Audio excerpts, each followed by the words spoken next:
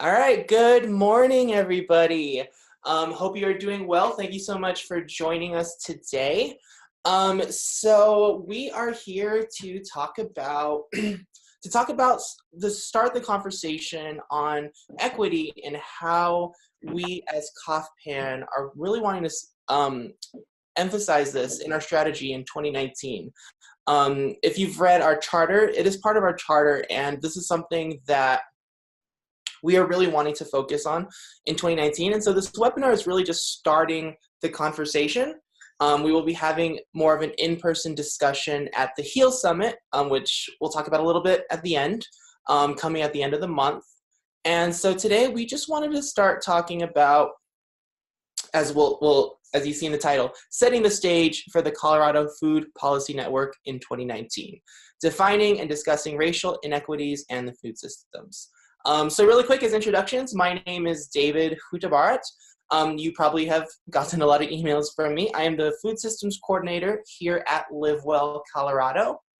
And Wendy, please introduce yourself. Sure. Good morning, everyone. This is Wendy Peters-Muschetti, Director of Food Systems here at LiveWell, Colorado. I'm really glad you're joining us this morning. And is Terry in the room to introduce herself? No, she's listening in. Yeah. We'll also be joined on the staff side by Terry Livermore, our Food Policy Director. So just a few logistics. So as we are going through this webinar, there is a chat box. I just typed in it, but I'm going to type one more message to everyone so you can see it. If you have any questions at any time or any comments, concerns, if at any moment you can't hear us or something and there's some technical difficulties, please feel free to type in the chat box. And if you have any questions or thoughts, then we will address it. When do you have a preference of addressing it throughout or addressing it at the end? Will there be time for questions? Absolutely both. So Okay. This is Wendy. Yes, please, if there's something that's immediate, pressing, or you need us to slow down or go back, or you have an immediate question, please type it in either privately to panelists or to everyone, and we'll also have more questions towards the end. Okay, excellent. All right, so any questions, please type in the chat box, but without further ado, Wendy, take it off. Thanks, David. So good morning, everyone. This is a webinar structured Zoom conversation. So I realize there are limitations to that structure. I can't actually see you or see your faces, though I think you can see me. And you're automatically all muted as well, which I know is not the way to support conversation. I think there is a way to unmute all, and I am going to try to figure that out so that I can do that. As David said throughout, however, we will be able to monitor the chat box as well. So please feel free to chat. And since I don't know who you are, if you could all take a minute right now and just chat, and please send it to everybody. And if you could send in just your name, if you have an affiliation, if you're with an organization or a food policy council, please chat that in. And also, just because I usually love to have group introductions, but it's a little bit hard when we're on a webinar, if you could maybe just chat in one thing that maybe you are looking forward to. Next week is a holiday many of us celebrate, as you know, Thanksgiving. It's harvest time, and it's a time to be thankful and to be with our families. So please just do a little bit of a chat introduction and let us know who you are, who you're with, and maybe one thing you're really looking forward to in this harvest season, or however you choose to celebrate this time of year. So as David said, this is a webinar that we structured really to get us ready for the HEAL Summit, which hopefully you all know about. We will have a reminder and a registration link at the end of this, in case you are not already registered. And so we have some very specific objectives for this webinar today. So first of all, I do want to share a little bit of the history and goals of the Colorado Food Policy Network for those of you who are perhaps new to COFPN or not currently part of one of its work groups. We want to go a little bit deeper into, the current situation, the state of the state, the problem statement, basically to talk a little bit about why are we talking about equity in the food system? What do we know about this issue? Why is this something that is very pressing to address? That I will give a caveat to. We're only going to touch the very tip of the iceberg on that one. We want to do a little bit of definitional work and sort of just start a conversation around having shared terminology around inequity and equities and sort of where we're at and where we'd like to move to. And then we have some tools that we would like to share with you that we have found very useful around assessing our own and our organization and our work's efforts to reduce and remove inequities and disparities in our food systems work. And then just do a little bit of work preparing for the HEAL Summit work groups. So those are our objectives for the call. Thank you for those of you who are chatting in a little bit about who you are and what you're kind of looking forward to. Please, I encourage everyone to read those so at least you know who's on the call. And a couple caveats too about what this call will not be. This is not a training of any kind. In fact, in the title, we even called it a discussion, which I realize is very hard to do in this kind of format as well. And it will be a lot of me talking, which is not conducive to discussion. But this is really going to be a time for us to get prepared for what hopefully will be some richer in-person discussions of the work groups at the HEAL Summit and just give a little bit of a background, do a little preparation together so that we are kind of ready to dive in 2 weeks when we all meet at the HEAL Summit. I also just want to stress that this is definitely not a training, because I certainly see myself, and I think a lot of us at LiveWell see ourselves this way, as learners in this conversation as well. I am here, we are learning literally as an organization all the time about how to do better and stronger equity work, and how our own work helps to remove inequities in the food system, and how our work and our history actually perpetuates inequities in the food system. So I just want to be clear on that this is, even though it is a lot of me talking, hopefully it's just a support to get us all kind of on the same page. I also do realize that myself, as a white person born into incredible privilege, my own personal experience has not been one of experiencing inequities, certainly not racism, and never experiencing food insecurity myself either. I do realize that having this conversation and promoting this conversation is also really important for me as a white person to be supporting and advancing in our work. And so I just want to put, kind of own that right up front, is that there's some things we're going to be talking about today, some data, some of that problem statement issues that I can really share some of that, the data and things that we're trying to learn about inequities in the food system, even if it is not sort of my personal lived experience. And I hope that we can all set a stage here we can all be learning together as we move forward. And I also need to caveat this by, I have a very whiny dog in my house. So if you hear her or see me letting her in and out, that's what's going on, because I'm doing this from home today. So that said, I'm going to keep going. And hopefully I can advance my slides. There we go. So first, I just wanted to give a little bit of background on the Colorado Food Policy Network, the COFPN, for those of you who might be newer to this. So COFPN has actually been in existence in a pretty informal sense for many years, for at least 5 years. And only in about the past year or so has it actually formalized to the level where there's actually a charter that we're happy to share. We can send that out to everyone afterwards. There's a formally adopted charter. There is a leadership council as well.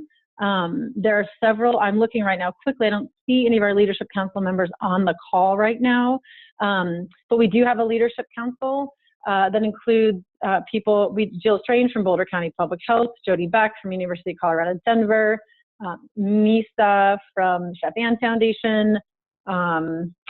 We've recently transitioned out a couple of folks. Katie Etman just left from the Food Bank of the Rockies, but it looks like we have a new Food Bank of the Rockies staff on board here, which is great.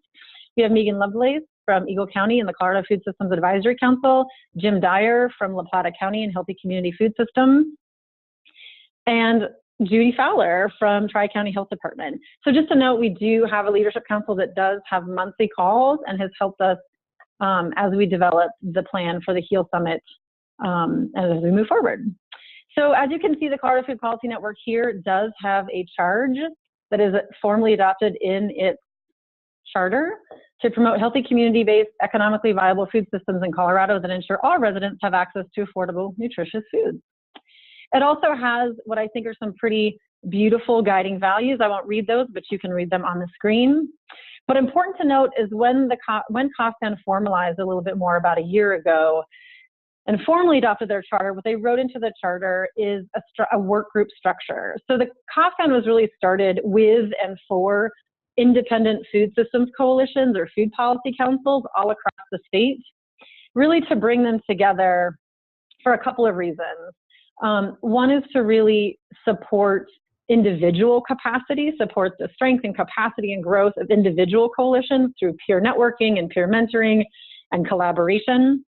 And another key goal was to bring folks together from across the state to do shared collective policy work at the state level, or even in a current instance, around the federal level, since we have a Farm Bill action team that has emerged. So what we sort of came to realize into it is that the best way to do this was actually to have these topical work groups of COFPN that emerged. So they're listed at the bottom here.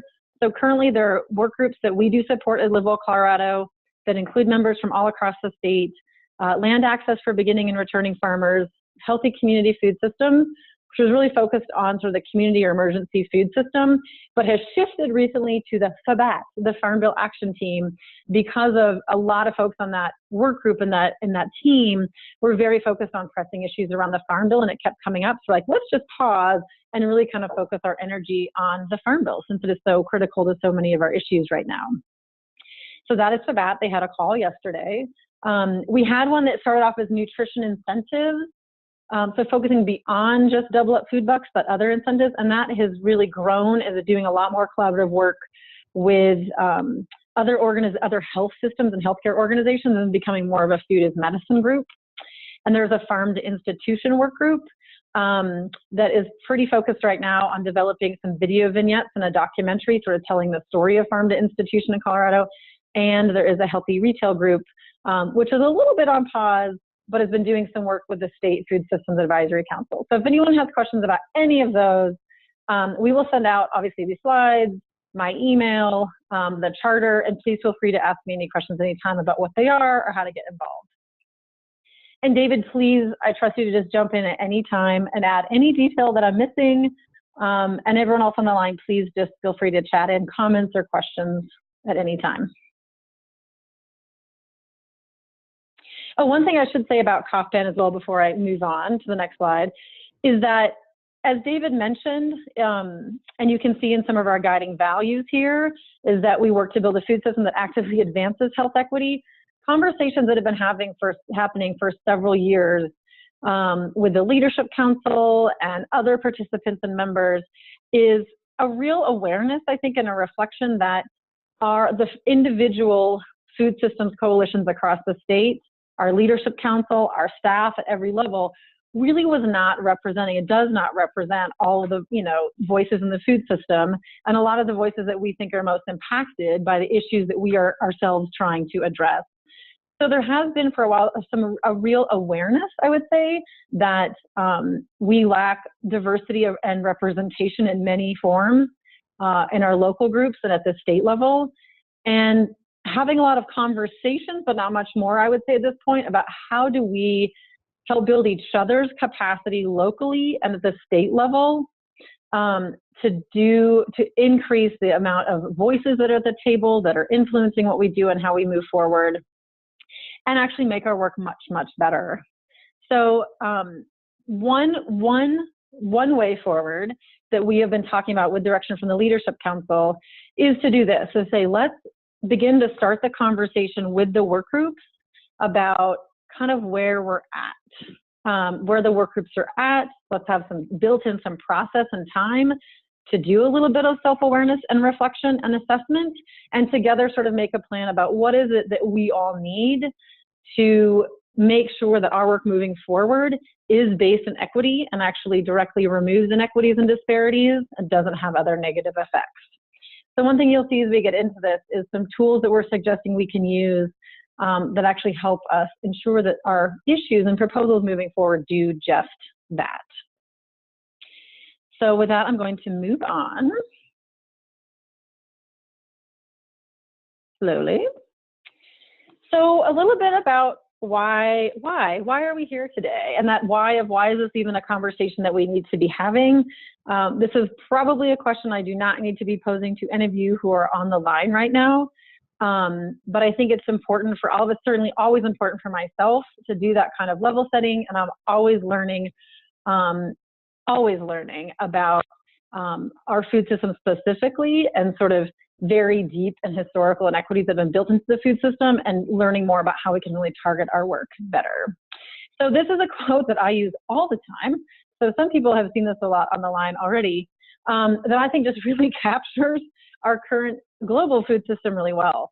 So also there's not a misspelling of behaviors in here. This is from a British journal, so it is spelled correctly from the Lancet. But I love this quote. The food system, encompassing the production, processing, marketing, and purchase of food and the related consumer behaviors, resources, and institutions, appears to be struggling to deliver nutritious and healthy diets in an equitable manner. Sums it up in my mind very short and sweetly, and that I think we all know that we have a very intricate and complex, and honestly, pretty dang efficient in many definitions of that word, food system. However, it is not always moving all the healthy foods that everyone needs to live their best life to everyone in a way that actually removes inequities and disparities. So I want to dive a little bit into a little bit more than the why we're here. And a couple of big caveats on this one as well is that there are many, many, many reasons why we're having this conversation. So this one already overly dense slide does not do this conversation justice.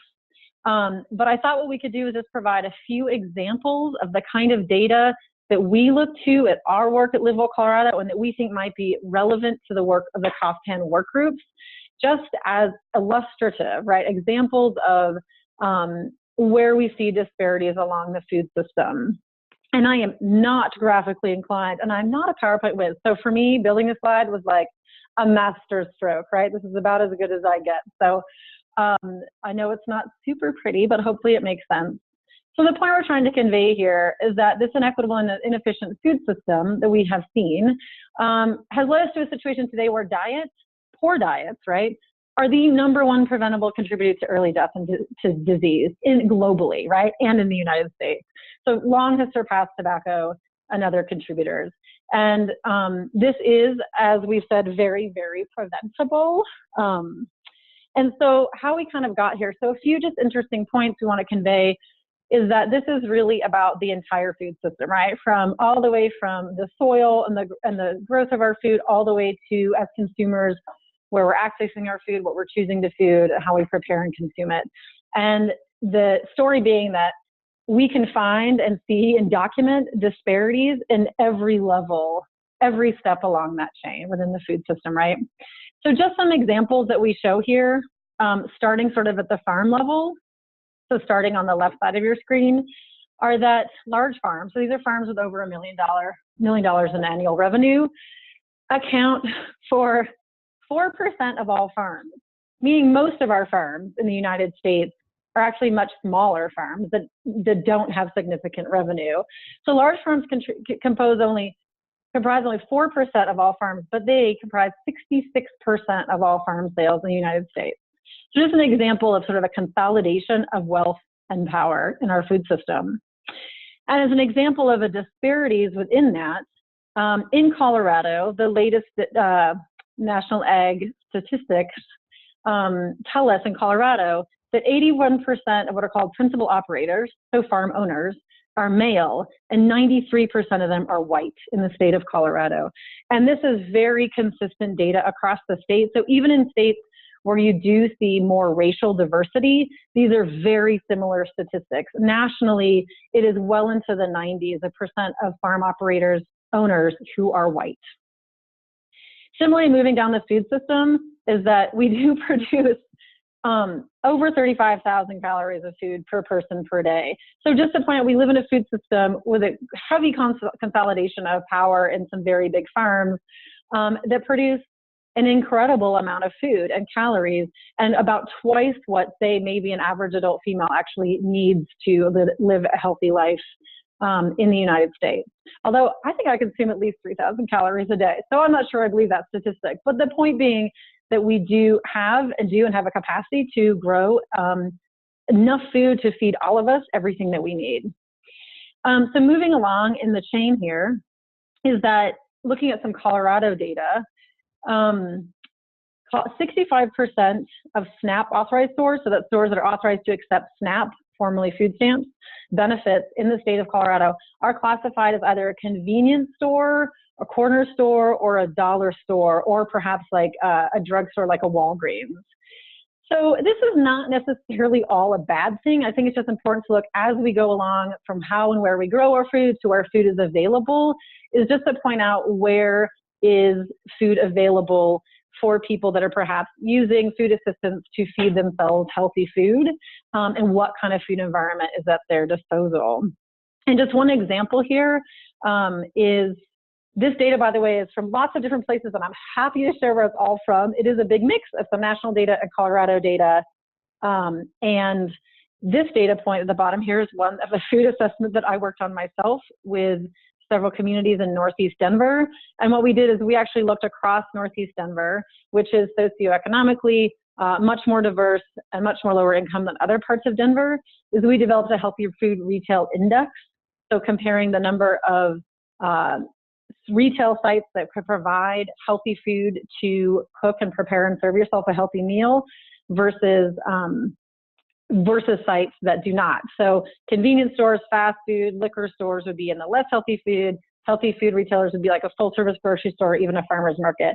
And the ratio is 17 less healthy food retailers for every one healthy food retail in Northeast Denver. And this is, again, replicated in many, many communities. Particularly, you see these real disparities in numbers in lower income communities, communities of color, and in Colorado, real significant disparities here in our resort communities that are a little bit more transient and cater to a more traveling population, but are really supporting a labor force that lives there year round that doesn't have access to a good amount of healthy food options. So moving along to the right as well is that about 12% in Colorado as well now of Americans identify as food insecure or suffer from hunger. Nationally, however, over 21% of households of color experience hunger. So some pretty big differetions there. And then moving along as well, sort of as we get more into the experiences of consumers in our everyday life, nationally and in Colorado as well, about 1 out of 10 adults eat the recommended serving of fruits and vegetables today. And in Colorado, 93% of Black Coloradans do not consume the recommended amount of fruits and vegetables, and it's about 80% for white Coloradans. So what does this all lead to? It leads to many, many things. Just one sort of illustrative data point is around rates of overweight and obesity. Nationally, about 37% of Americans are obese. That is, and when you account for overweight and obese, it's well into the 60%. And here in Colorado, again, just one illustrative data point is that Latino youth in Colorado are about 3 times as likely to be obese as other non-Latino youth in Colorado. So I know this is a lot, and there's probably a lot more that we all could bring into this conversation. There's a lot of data around marketing and promotion of less healthy foods in low-income communities and communities of color. There's a lot we could talk about labor and farm labor specifically, and how women and people of color are stuck in sort of this system of poverty wages, essentially, in the labor system. So there's a lot more we could talk about. This is just a little snapshot to kind of, again, set the frame of like why we think this is such a pressing issue. All of the work groups we just mentioned work across these issues and across the food system, and sort of why I think all of us who are part of this conversation today are here. And again, please chat in questions or comments as we go. I'm going to keep on rolling into some definitional work, and I will stop talking at you for a few minutes. So here's what we would like to do. There are many different definitions that we could pose to you today, and I'm sure you all have several that you have worked with and appreciate and apply to your work. Basically, what we'd like to do here is provide a few different definitions of where we think we're coming from, sort of the current system within which we are working, and then some definitions of kind of the world that we want to see, like where is it that we want to move forward to. And even though there's lots of different ways to define some of these, we do think it's important to have and build a shared terminologies that we can work together, and also very important to name a thing, basically to understand and name where we are coming from and where we want to go, so that we are actually better able to do our work, to change the things that need changing and move where we want to go. So just to sort of underscore the importance of having definitions to what we do. So what I'd like to do is I would like to stop talking and just take a few minutes and let everyone read this in silence. So again, sort of on the left side are some systems we are living in, and on the right side, some systems we think we would like to together build towards. So, and then we have a few questions I would like you all to type in some responses, and I will try to figure out how to unmute you all as well. So please take maybe 4 minutes to read these, and then I'll check in. Okay. So I think, going to unmute all of you. Since there aren't too many of you, I think we can do this. But just because it may just be this instant cacophony, right, of noise here, if I do unmute, please mute your own line right now so you can control it yourself. So I will unmute you, but please mute your computer, mute your phone, whatever you're on, so we don't sort of instantaneously hear all this background noise. We'll see if this works as we go into some of our questions. So you should be unmuted, everyone. I don't hear anything. Hopefully you're still there. So hopefully you can all be heard now, but you can still use the chat box, of course, but we'd like to move into a few questions. So please, if you're comfortable just unmuting yourself and verbally sharing, please feel free to do that. Either way, if not, please use the chat box to answer some of these questions. And then we can just get a little bit of better understanding as we move forward of some of the shared terminology that we are trying to build, and how we can maybe use this, as we move forward with our work groups. So questions, let's start with your experiences. So given some of the language that we just put up there, we are curious if there is an example that you would like to share of food apartheid that you have either experienced yourself or you have witnessed. So if anyone wants to unmute themselves and share or type that in, please go for it. All right, it's very exciting. So hi everyone, this is Lane Sadowski with the Denver Department of Public Health and Environment. I guess I was just going to share a little bit from my past experience around the use of the word food deserts. And speaking to some community members, they have found that term to be very stigmatizing, so I choose not to use it in our communications or in our work here within the city. There's an implication that a desert is where things go to die. It's a place that's lacking or without. And so because that word has that framing for some people, even though other community members may use it themselves, we choose not to use that framing when we talk about low food access areas.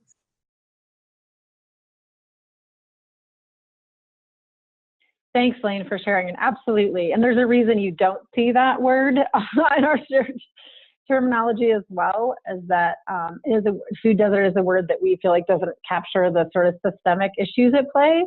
And we also tend to avoid it. Are there other thoughts, questions? I am not seeing any chat box thoughts here in terms of your own experiences of examples of food apartheid that you have experienced or witnessed. Or the next question is really at a personal level as well, but example of food justice that you have experienced or witnessed personally or through your work. And I'm just going to go ahead and open it up to all questions. If there's something else that you guys are more eager to discuss or talk about as well. And these are, oops, I apologize, I skipped forward. These are, issues that we can continue to discuss in work groups as well. But we would love to hear more about your sort of experiences with things like food apartheid and food justice concepts we're talking about, just to make sure that we are thinking about them in similar ways and that we can really put our own words to them. But also in terms of expanding sort of our shared terminology, we do have some questions here that you can see on the right about if there are other, that Lane, you already sort of addressed as well, that terms that maybe we don't use to describe our work as well, words like food desert. But are there other terms that you all on the line do use to describe your food systems work? Are there other terms that we need to define or know in order to understand where we are and where we want to go? So this is, again, just the very beginning, but if you have thoughts, please let us know about other sort of other words and terms we need to bring in here to build these tools for ourselves. Or is there anything, if these aren't the right questions, is there anything else that people would like to offer up in this conversation about what would be useful about building towards a shared terminology? Can you hear me? No? Yes. Now you can. My spacebar trick stopped working. I just got a really great guide from the city of Austin around sort of examining equity at an institutional level. And I think it can be easy to kind of like look to the injustices in the world around you while not examining the practices within your own organization. So I think it's important to sort of like come from a place of being willing to look at both. Where I know in my past experience for the community in particular, a lot of times it's very hard to hear that there's not enough or the good or the right economics to get a grocery store in their area when one will open up very close to their area that's expected to serve them, but not in their community. And that can feel emotionally very bad, and as if, you know, they're not wanting to be perceived as being in a particular community. So I think that, to me, that's one of the most striking ones, where they're still serving a particular group but refuse to locate in that particular neighborhood. That's a pretty strong example of food apartheid to me. Yep, absolutely. And one that you probably see in many, many locations. Mm-hmm. Mm-hmm. Thank you for sharing. Any other thoughts? If you can unmute yourself. Any other thoughts before we move on?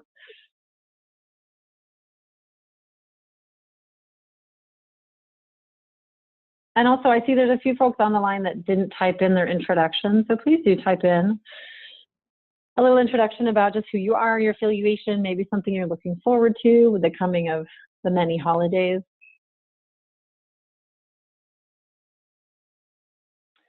So I'm going to keep rolling. And actually, Elaine, you did a beautiful tee up there. Oops, and I keep doing that.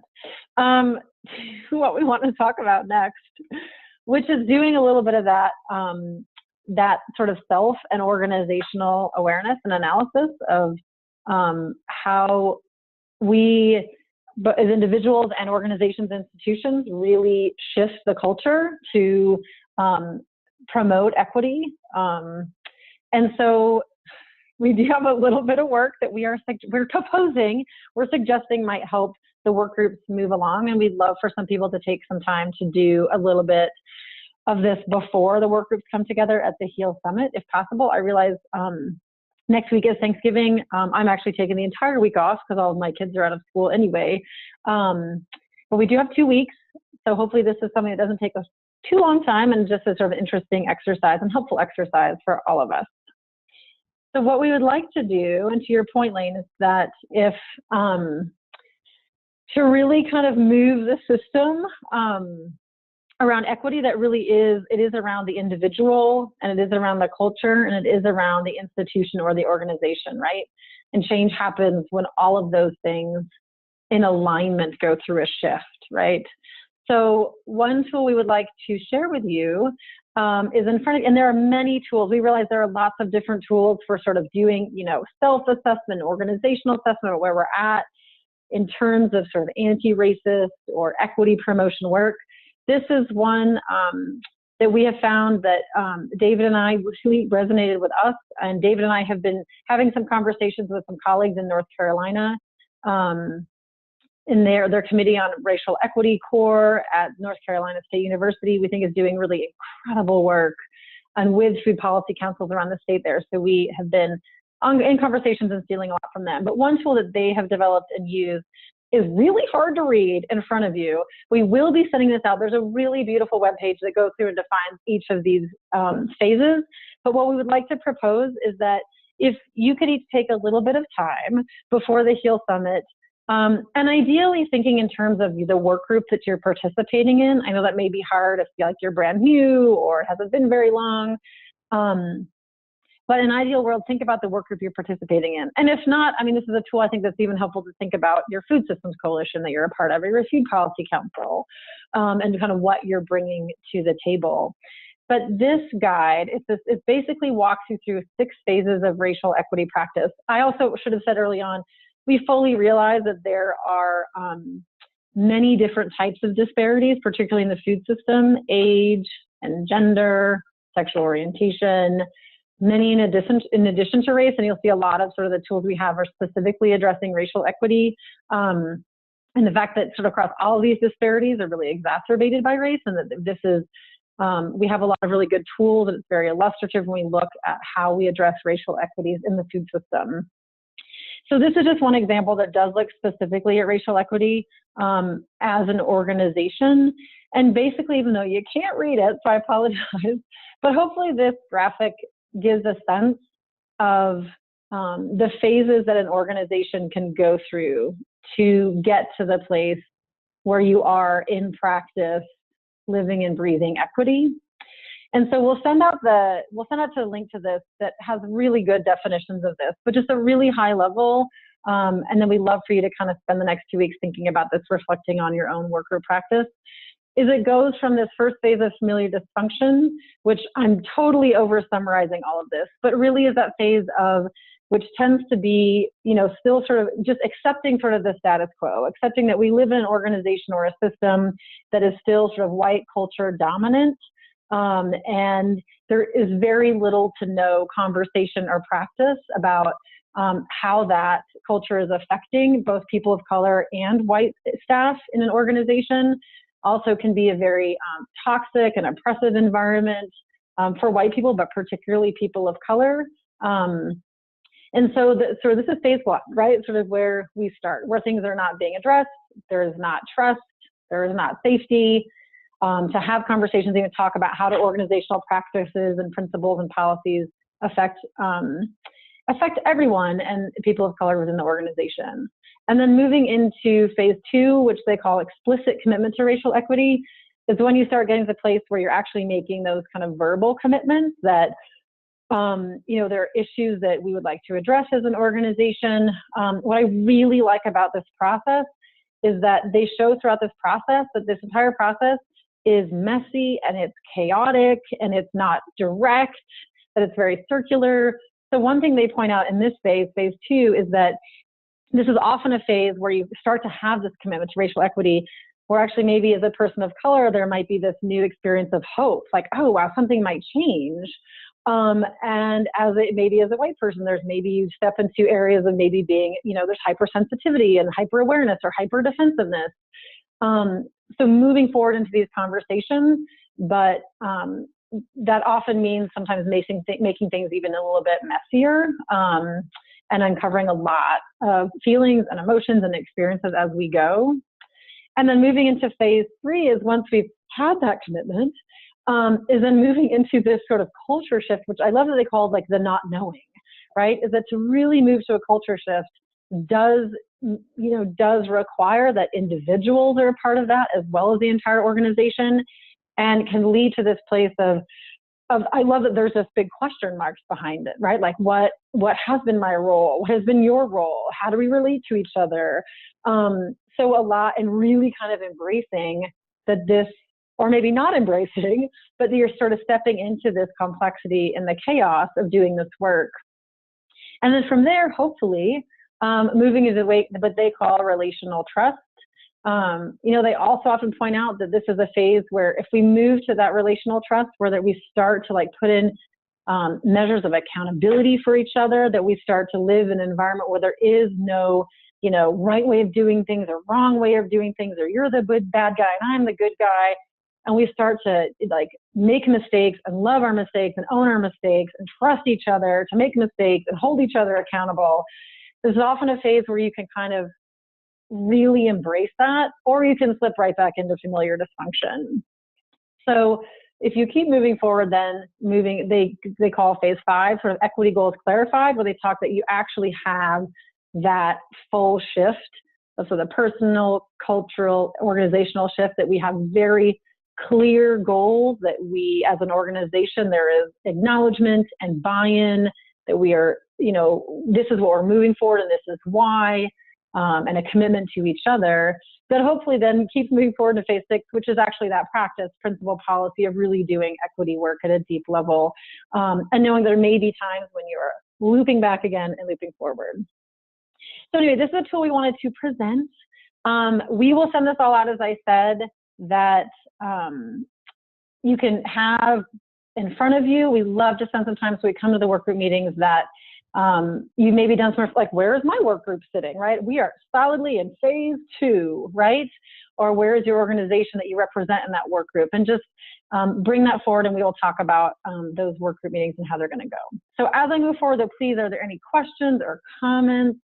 Type them in as we go. Please unmute yourself if you can. So I'm going to show one more resource. Please feel free to type questions or comments, or interrupt me, though, if you need to, as I keep moving forward. One other tool that we want to share, sort of what is coming.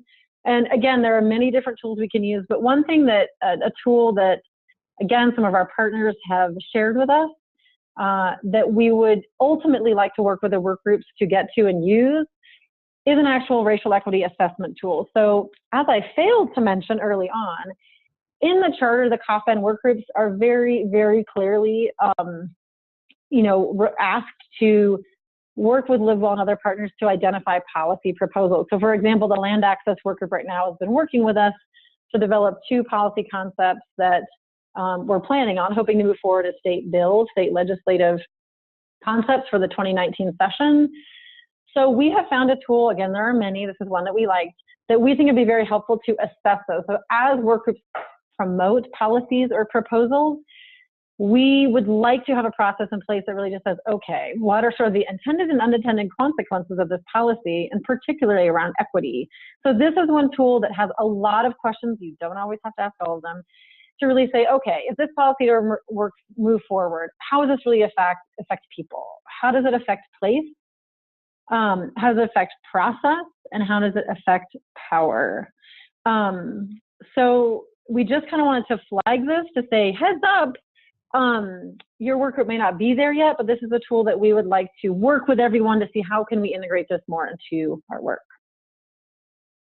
I'm going to keep on rolling due to time, but please type in any comments or questions. And again, this is just a heads up. We do not expect at the HEAL Summit that work groups are going to have time to like sit there and do all of this. They're hour-long meetings, and there's other work to be done. We just want to sort of introduce, say, here is what we would like to build towards. Is to start with, let's start with some definitional work that we're trying to start today, have some tools to do a little bit of awareness and assessment about where we're at with our work groups, and then build towards a process where when we do have policies or proposals, how can we assess those to really make sure they're getting us where we want to go? And we will send this out as well. But again, this is just sort of an FYI at this point. Questions? And then I know we have 5 minutes, it looks like. So any more questions? And then we just wanted to wrap with some reminders around the HEAL Summit and immediate next steps. Okay. Very quiet bunch this Friday morning. It's been a long week, I'm sure, and we're all ready for the holidays. But I'm glad you're here with us. And so a couple last things, and I'm not going to go over all these right now. There are so many great resources out there. And one thing we're going to ask each of the work groups when they do meet at this summit is what what are tools that you need? How can we work together to move forward? What are tools that you need? What are processes that you need that would really help? Do we want regular discussions or webinars? Do we want a shared library of resources? So we'll be asking work groups to identify that. But at this point, we just kind of wanted to share a few resources. We'll send these out that, again, we have just found helpful about, why are we talking about this? So looking at definitions. What are we talking about? So looking at definitions of equity in the food system. Some resources that we have found really useful and powerful around why are we talking about this? So some resources that really go into really good conversations of looking at structural racism in the food system. Obviously, we have some tools that we're promoting about, understanding where we're at, what is our role in this. And then there's always some really great inspiration about what are people doing about this. So we've included some resources as well from some of our partners across the country that we think are doing exceptional work to really move their groups forward. And last but not least is what are we doing next? So the HEAL, hopefully you all know this, the HEAL Summit is November 29th and 30th. If you have not registered, please do so as soon as you possibly can. For people that are participating in COFPN or COFPN work group, we do have travel registration and lodging scholarships available. That is the link here. Hopefully you've seen it, and we'll send out these slides again. If you are applying for a scholarship, do that first before you register for the summit, please, because you'll get like a special registration code.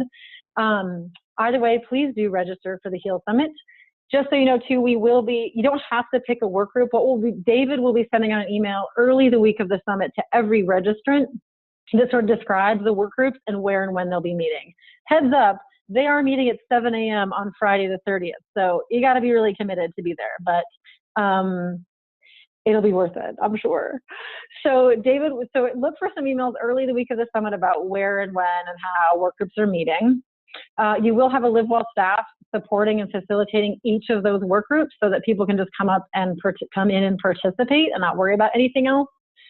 The work groups real focus on looking back at 2018 and sort of where the group has been and what they've been up to, goals for 2019, bringing new folks into the fold a little bit, and then really leaving with,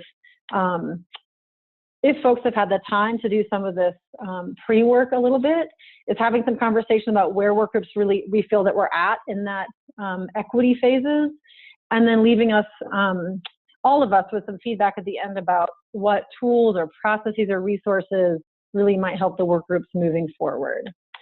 And the last thing that I'll say that we think will really help all of us and will help us be better partners in working with all of you is that we've developed a equity and food system survey that we are asking be done before the summit. So David is going to send that out today.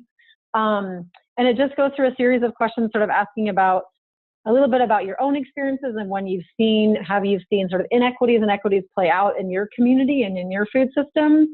And then asking some questions about really, how we would like to move forward together.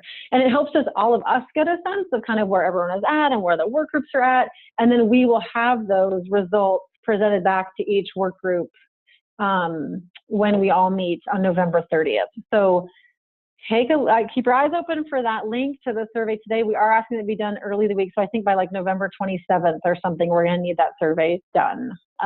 Thank you for being here today. I know this seemed like a very one-way, not conversation today, but I really look forward to seeing all of you at the HEAL Summit. And in the meantime, I hope you all have some time off, some time to eat good food and to be with people that you love. So happy Friday to all, and we'll see you in 2 weeks. Thank you.